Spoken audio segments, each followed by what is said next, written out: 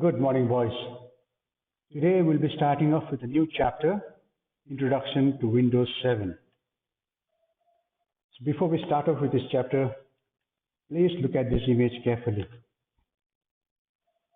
These are called mobile phones. So if you look at the other image, on the left hand side, you'll find the desktop, and on the right hand side, you have the laptop. So there is one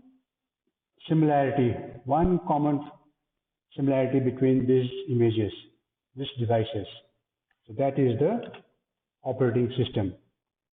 So all those devices which you just saw, they have an operating system inside them. For example, an operating system for mobile devices. Mobile phones use Android operating system, an Apple mobile phone use iOS, Apple iOS. An operating system for desktop and laptop. So there are various operating systems which a desktop and laptop uses. So there are different kinds of operating systems such as Android, Apple iOS, Windows, Linux, and Mac operating system. So for Windows, there are various versions of operating system. Example, Windows 98, Windows XP, Windows 7, Windows 8, 10, and so on. So for this chapter, we'll be focusing on Windows 7. Okay. So as you can see, a computer cannot work without the operating system. So soon you will be finding, you'll know about what exactly is an operating system. So right now you just need to know a computer needs an operating system to work. So without the operating system, the computer will not work. So if you look at this image carefully, on the right hand side, you will see the principal of our school, Father Gerard Lepcha, and on the left hand side, you'll see the operating systems. So it says operating system is like the principal of our school. Why is it so? Now, the principal of the school looks into every task and manages the teachers and students. Okay. It is the principal who looks after the smooth functioning of the school. Okay. So it is his responsibility to ensure the smooth and proper functioning of the school. He makes sure that all the classes are running smoothly as per the school routine. So similarly, as the principal of the school is responsible for all the functioning of the school, same way the operating system manages all the work of the computer system. So as I have already told you, a computer cannot work without the operating system. So the operating system is defined as the system software. It performs all the main functions of the computer.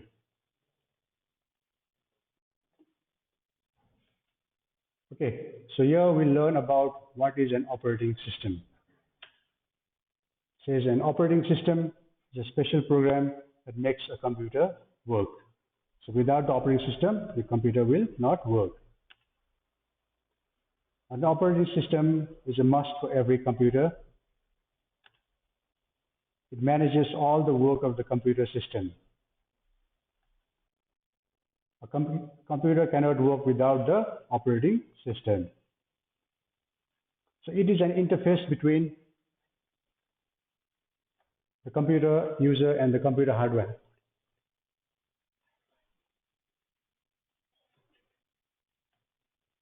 An operating system assists the computer, the CPU, to process the input, and it sends the output to the output devices.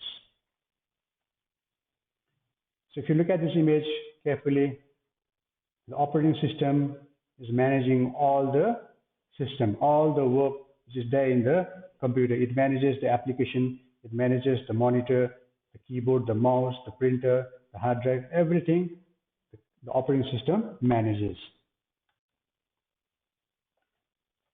So If you look at your textbook, it says an operating system is a special program that makes a computer work. Right? It is a special program. A computer cannot work without an operating system. The operating system manages all the input we give to the computer. So whatever information we give, either through the keyboard, the mouse, the operating system manages all the input. The operating system assists the CPU to process the input and then sends the output to the output devices like your monitor, printer, and the speaker. The operating system also helps the CPU in doing calculation, sorting data, and managing all the other parts attached to the computer. It also manages all the other programs of software loaded on the computer. So whatever programs are there in your computer, the operating system manages all those programs.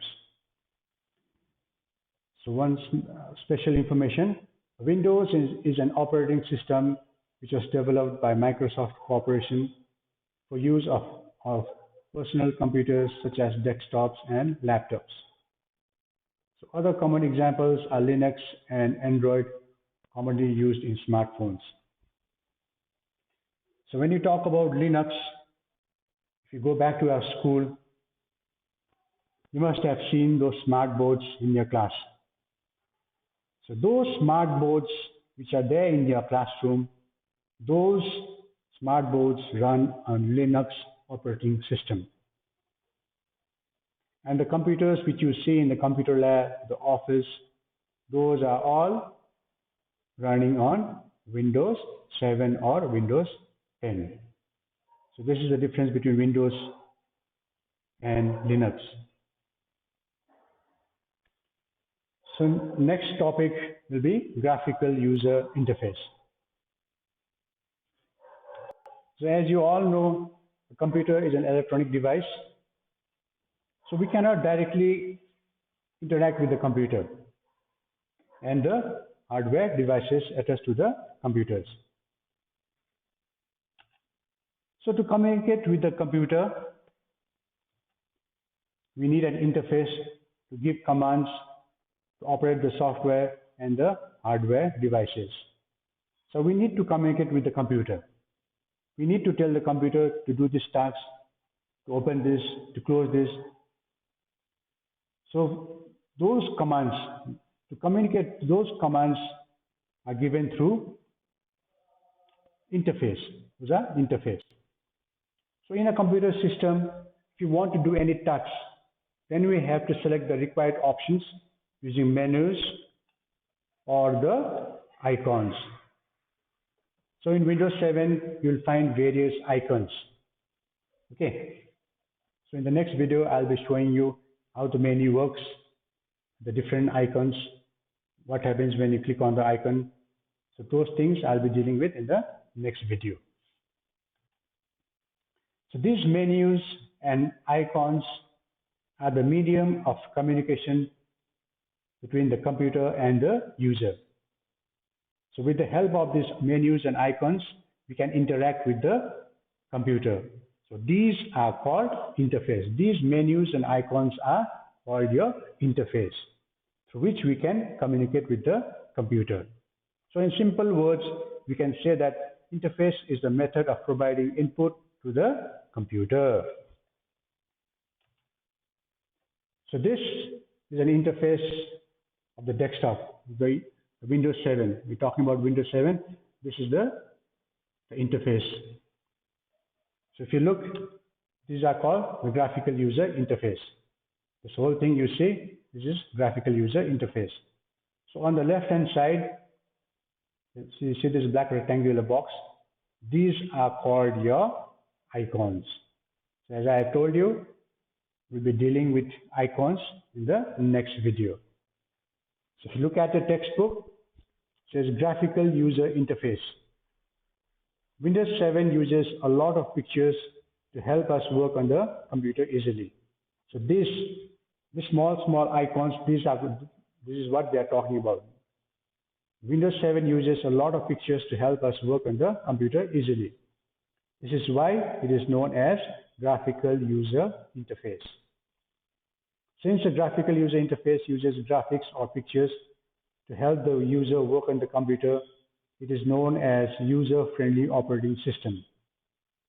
So this, if you look at the screen, this black rectangular box, these graphics are known as icons. Okay. So what is graphical user interface? Why do we need graphical user interface? To communicate with the computer, we need interface to give commands to operate the software and the hardware devices. The icons, the buttons, the menus are the medium of communication. These are called interface, through which we can communicate with the computer. In an operating system, the interface is everything that connects to your computer, including the desktop, the menu system, and the taskbar. So in simple words, an interface is a way of providing input to the computer.